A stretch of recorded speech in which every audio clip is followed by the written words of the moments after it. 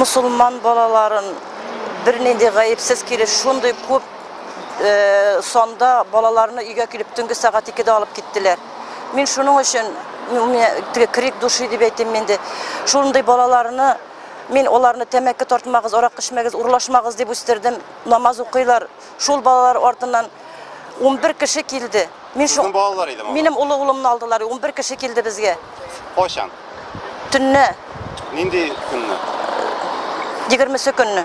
Hali hamanda chiqarmadilar. Chiqardilar 2 kundan. Narsa deb aytganlar? Oqlanmadı neylari dep aytganlar endi şu. No ol betinde sud tugul, просто отклонение indidir negene yozib bergan. Mana şu ekstremist, terrorist, mana şu o'tiruvda olarni g'ayiplab tunna kelib olib ketdilar. Ondan 2 kundan so'ng chiqardilar. Menim o'g'lim namozlar o'qiy, demak tortmay, oraqi ichmay. Men aytdim, bütün banditlar uramda, tiymagiz bizning balalarga deb shulay qishqirdim, botib kiramiz eshigingizni deb avtomatlar bilan kelib kirdilar. Tintidilar. Narsalarni oldilar siz?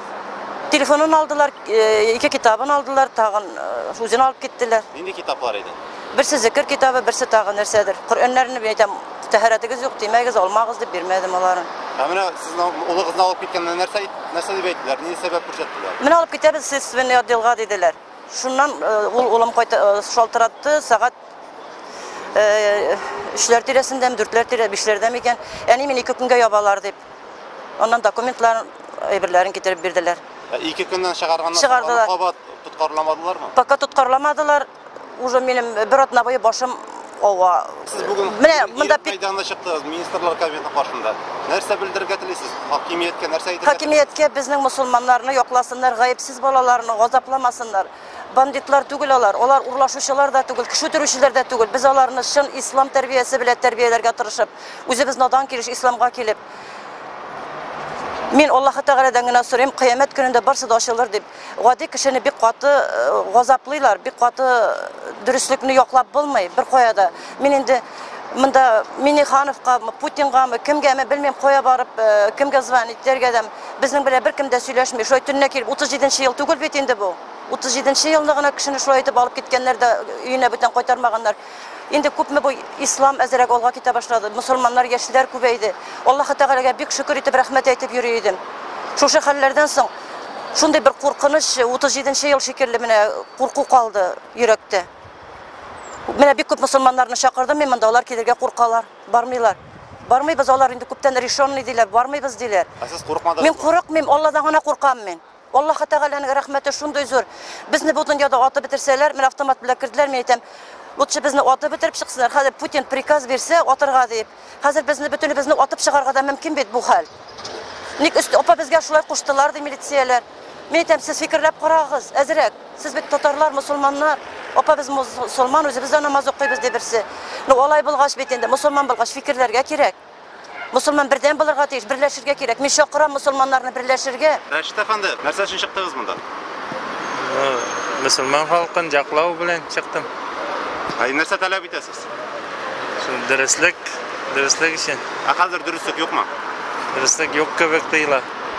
Misol uchun narsada tuyuladi, narsada ko'rinadi, durustlik bo'lmaydi. Ko'rinadi. Ammo siz qo'lingizda bir flаг ko'targansiz, onda narsa nima flаг bu? Bu Profsoyuz. Siz Profsoyuz demakki musulmonlarni yo'qlay bo'lib chiqadi. Yo'qlay. Ularga tilakdoshlik ko'rsatasiz. Ayy. Sizga shunda shaharga kim qo'shdimi, birasi qo'shdimi, siz o'z tilagingiz bilan chiqdingizmi? Tilagan har bir kishi chiqadimi? Tilagimiz bilan chiqdik. Har bir kishi shaharga tegishli bo'lyapmiz. Durustlik uchun kurashishga kerak. Kurashda jeng bo'la.